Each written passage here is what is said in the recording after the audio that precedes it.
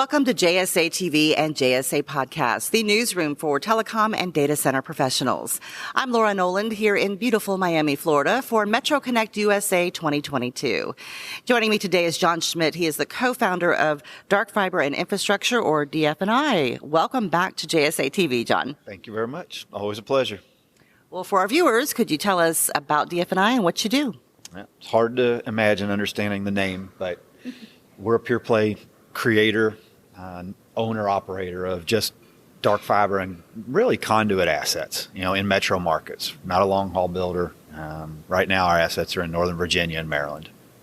Okay, well, speaking of Maryland and Data Center Alley, last week your team announced the completion of a new 65-mile fiber route between Southern Maryland and Ashburn's Data Center Alley. I want to make sure I got that route right for you, so I'm reading it here.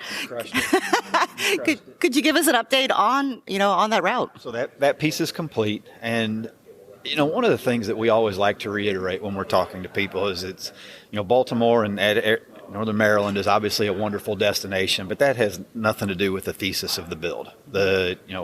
It's a byproduct to be able to provide services in that region, but the whole premise was to intercept all the traffic coming down the I-95 corridor that traditionally has gone through Washington, D.C., a lot of expensive right-of-way through that area. It's relatively a circuitous route to end up in Ashburn.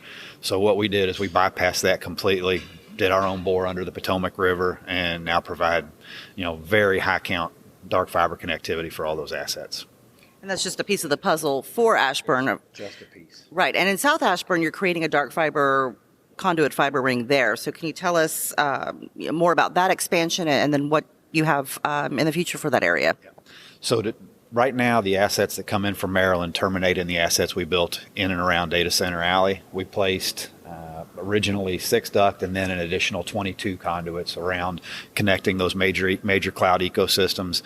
And when we did that, it gave us the ability to expand south, east, and west after we got the northern piece done. So right now, actually in December, we kicked off our route going south around Dulles Airport, known as the Arcola area. We're hitting Gainesville, Virginia, Manassas, and coming back up. And it's, for us, this is not the late 90s, right? We're not solving for a future demand. And we say this all the time. We're solving a supply issue.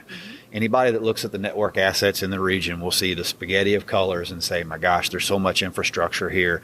Why would anybody else build? But the reality is there's very little available for sale and lease right now. A lot of the legacy assets are there and they've been gobbled up and customers are using them.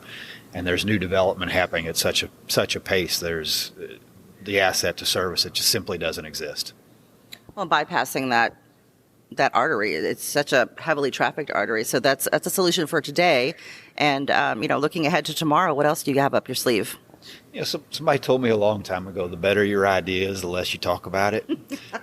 But at the end of the day, we are very open that we believe the network that is required to solve the demand right now just doesn't exist in the marketplace. The architecture has changed. Customers have zero interest in hitting old LSOs and serving offices. The data center is the critical key, and it's not yesterday's data center. It's the ones that are being built. So the whole topology needs to change, and whenever we can pick those pieces, that's where we want to play. Wonderful. So where can our viewers go to learn more about DF&I and follow the latest developments? Pretty easy. darkfiberandinfrastructure.com, and we just run and gun. All right. You heard him. You know where to find him. Thank you so much for joining us, John. We appreciate you coming back. Thank you very much. And thank you, viewers, for tuning into JSA TV and JSA Podcasts. Happy networking.